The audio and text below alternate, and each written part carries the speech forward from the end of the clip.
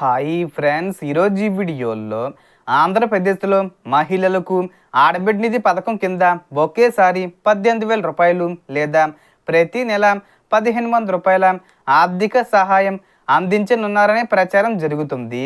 ఈ సమాచారం ఎంతవరకు నిజం? ఈ పథకం అమలుపై ప్రస్తుతం అందుబాటులో ఉన్న వివరాలు ఏమిటి? అర్హతలు ఎలా ఉండొచ్చు అనే విషయాలను ఈ వీడియోలో తెలుసుకుందాం. అండ్ వీడియో మీద నచ్చితే లైక్ చేసి షేర్ చేసి సబ్స్క్రైబ్ చేసుకోండి ఫ్రెండ్స్.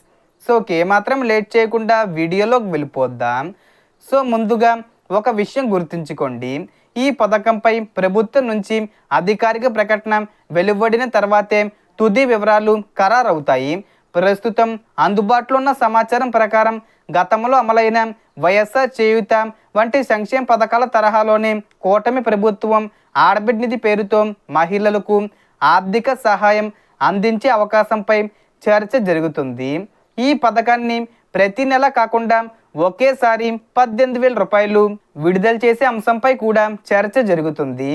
ప్రచారంలో ఉన్న వివరాల ప్రకారం 19 నుంచి 59 సంవత్సరాల మధ్య వయసున్న వివాహిత మహిళలకు ఈ పథకం వర్తించే అవకాశం ఉందని తెలుస్తుంది. అలాగే ఇది ఆంధ్రప్రదేశ్ రాష్ట్ర మహిళలకు మాత్రమే అమలు చేసే అవకాశం ఉందని సమాచారం.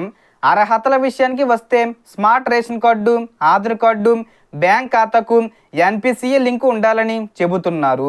అలాగే ప్రభుత్వ ఉద్యోగులు నెలకు 10,000 రూపాయల కంటే ఎక్కువ ఆదాయం పొందుతున్న వారు, నిరుద్యోగ భృతి పొందేవారు లేదా తమ పేరుపై జిఎస్టి రిజిస్ట్రేషను ఉన్నవారు అర్హులు కాకపోవచ్చని ప్రచారం జరుగుతుంది.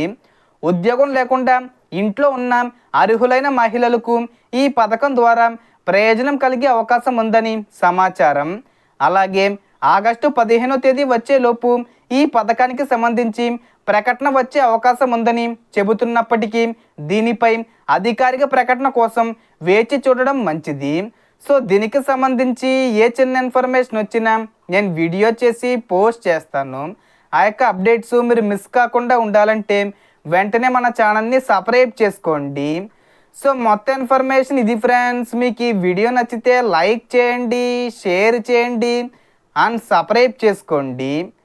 Thanks for watching.